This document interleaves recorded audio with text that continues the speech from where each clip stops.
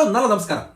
അശ്വിനി അയ്യർ തിവാരിയുടെ സംവിധാനത്തിൽ സോനാക്ഷി സിൻഹയും അതോടൊപ്പം തന്നെ ജ്യോതികയും ദോഷം പ്രധാന വേഷത്തിലെത്തിയ ആമസോൺ പ്രൈമിൽ റിലീസായിട്ടുള്ള സിസ്റ്റം നീതിന്യായ വ്യവസ്ഥയുടെ ലൂപ്പ് ഹോളുകളെ അതിനുള്ളിലെ അധികാര സമവാക്യങ്ങളെയും ചർച്ച ചെയ്യുന്ന ഒരു കോർട്ട് റൂം ഡ്രാമയാണ്. നമ്മുടെ നീതിന്യായ വ്യവസ്ഥയിലെ സാധാരണക്കാരും അതോടൊപ്പം തന്നെ പണക്കാരും നേരിടുന്ന രണ്ട് തരം യാഥാർത്ഥ്യങ്ങളെ ചിത്രം വരച്ചിടുന്നുണ്ട്.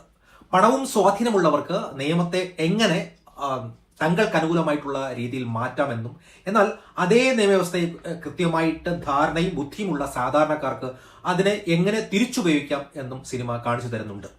വ്യത്യസ്തമായിട്ടുള്ള സാമൂഹിക സാമ്പത്തിക പശ്ചാത്തലത്തിൽ നിന്നുള്ള നേഖയും ശാരികയും തമ്മിലുള്ള സൗഹൃദം സിനിമയുടെ ഏറ്റവും വലിയ ഒരു ഹൈലൈറ്റ് എന്ന് പറയാം. കേവലം ഒരു ബിസിനസ് ഇടപാടായി തുടങ്ങി പിന്നീട് പരസ്പരം പിന്തുണയ്ക്കുന്ന രണ്ട് സ്ത്രീകളുടെ ആത്മബന്ധത്തെ ഇത് വരച്ചിടുന്നുണ്ട്. ഇരുവരും ഒരുമിച്ച് ടെറസിൽ വെച്ച് സംസാരിക്കുന്ന രംഗം ചിത്രത്തിലെ ഏറ്റവും മികച്ച നിമിഷങ്ങളിൽ ഒന്നാണ്. അതോടൊപ്പം തന്നെ കോടതിയിൽ വക്കീലന്മാർ പരസ്പരം അലമുറ ഇടുന്ന ഒരു ക്ലീശ രംഗങ്ങൾ ഒന്നും തന്നെ ഇതിലില്ല. വളരെ ശാന്തമായി വാദപ്രതിവാദങ്ങളിലൂടെ മുന്നോട്ട് പോകുന്ന റിയലിസ്റ്റിക് ആയിട്ടുള്ള ഒരു കോടതി അന്തരീക്ഷമാണ് ചിത്രത്തിൽ ഉള്ളത്. സിനിമയുടെ ക്ലൈമാക്സിലേക്ക് നയിക്കുന്ന അവസാനത്തെ ഒരു 30 മിനിറ്റ്സ് ട്വിസ്റ്റുകൾ ഒരുപാട് നമ്മളെ ആകർഷിക്കുന്ന രീതിയിലാണ് മേക്ക് ചെയ്ത് വെച്ചിട്ടുള്ളത്. സിസ്റ്റത്തിന്റെ ലുപ്പ് ഹോളുകളെ തുറന്നു കാട്ടാൻ വേണ്ടി ആ അരമണിക്കൂർ നന്നായിട്ട് തന്നെ ഉപയോഗിക്കുന്നുണ്ട്.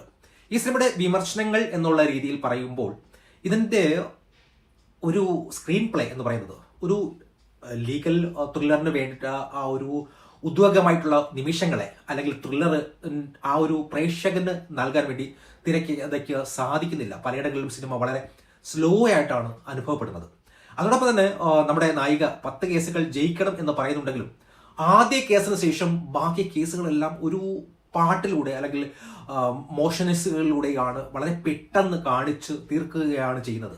നായിക ഒരു മിടുക്കിയായിട്ടുള്ള ഒരു വക്കീലായി മാറുന്ന ഒരു ജേണി ഒട്ടും നമ്മളെ തൃപ്തിപ്പെടുത്തുന്ന രീതിയിലല്ല പോകുന്നത്.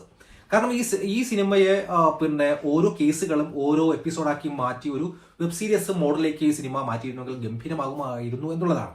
പിന്നെ പ്രധാന കേസുകളിലെ തെളിവുകൾ കണ്ടെത്തുന്നത് വളരെ ഈസിലി, അതായത് മറ്റേ ഫോൺ ബില്ലുകൾ കാണിച്ചിരിക്കുന്നത് പോലെ അങ്ങനെ വലിയ അന്വേഷണങ്ങളോ വിഷ്വൽ തെളിവുകളോ കാണിക്കാതെ വെറും ഡയലോഗുകളിലൂടെ കാര്യങ്ങൾ പറഞ്ഞു പെട്ടെന്ന് തീർക്കുന്ന ഒരു രീതി, ഒരു കോർട്ട് ഡ്രാമയുടെ ആ ഒരു ഒരു ആവേശം നമുക്ക് കിട്ടുന്നില്ല.